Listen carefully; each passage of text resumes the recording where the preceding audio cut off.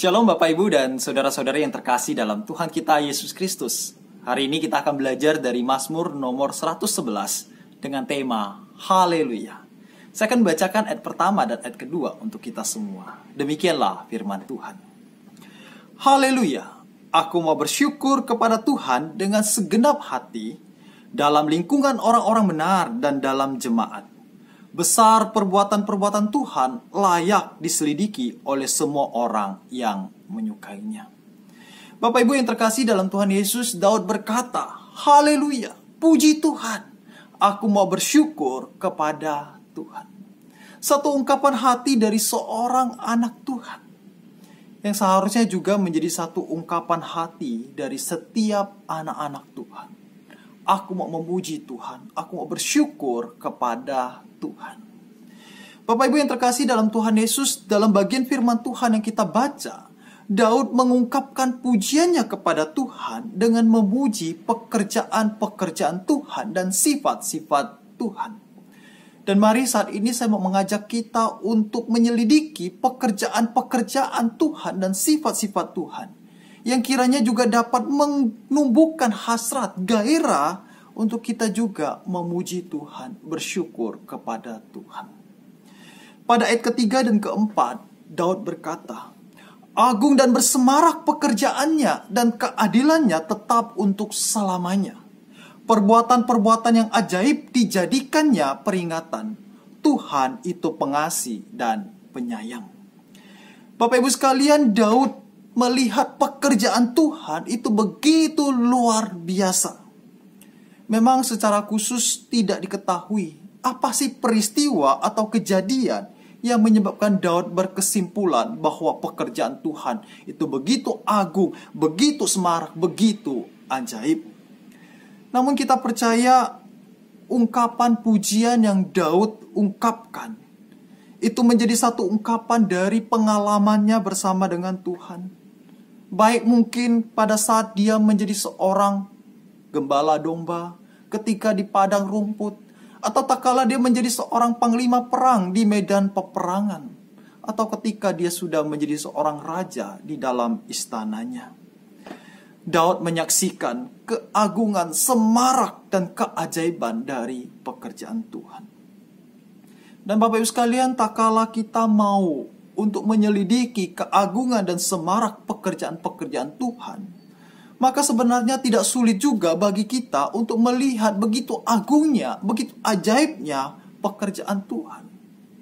Di dalam Mazmur nomor 19 ayat kedua, dikatakan langit menceritakan kemuliaan Allah dan cakrawala memberitakan pekerjaan tangannya.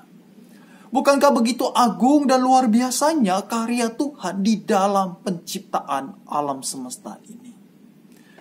Ketika kita berada di luar ruangan, baik ketika di pagi, siang, sore, ataupun malam hari, lihatlah ke langit. Pandanglah betapa mulianya, betapa agungnya, betapa semaraknya karya pekerjaan Tuhan. Dan biarlah hati kita juga mengalir pujian kepada Tuhan. Haleluya, aku mau memuji Tuhan. Dan pada ayat ketiga dan keempat juga, Daud mengungkapkan pujiannya kepada Tuhan dengan melihat kepada sifat-sifat Allah. Daud berkata, keadilannya tetap untuk selamanya. Tuhan itu pengasih dan penyayang. Bapak Ibu sekalian, pemahaman Daud akan sifat Allah yang adil, yang kasih, yang penyayang menggerakkan Daud pula untuk memuji Allah. Dan Bapak Ibu sekalian, saya kagum dengan seorang ibu yang di dalam kesederhanaannya, bahkan bisa dikatakan di dalam keterbatasannya.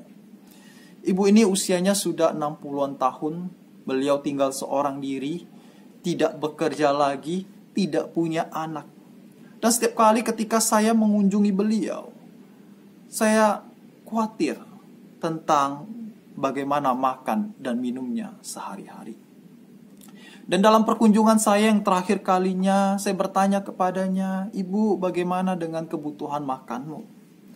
Lalu ai itu melafalkan firman Tuhan dalam Matius 6 ayat 25 sampai 29. Satu bagian daripada firman Tuhan yang dia dengarkan dalam sebuah perenungan di dalam persekutuan usia indah.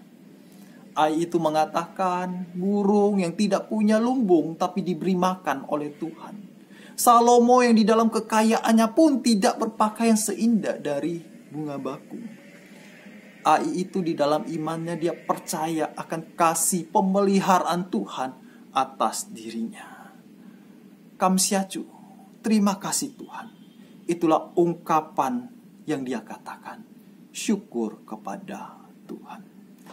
Bapak Ibu yang terkasih dalam Tuhan Yesus, sifat Allah di dalam keadilannya, cinta kasihnya, renungkanlah itu di dalam hidup kita pribadi lepas pribadi.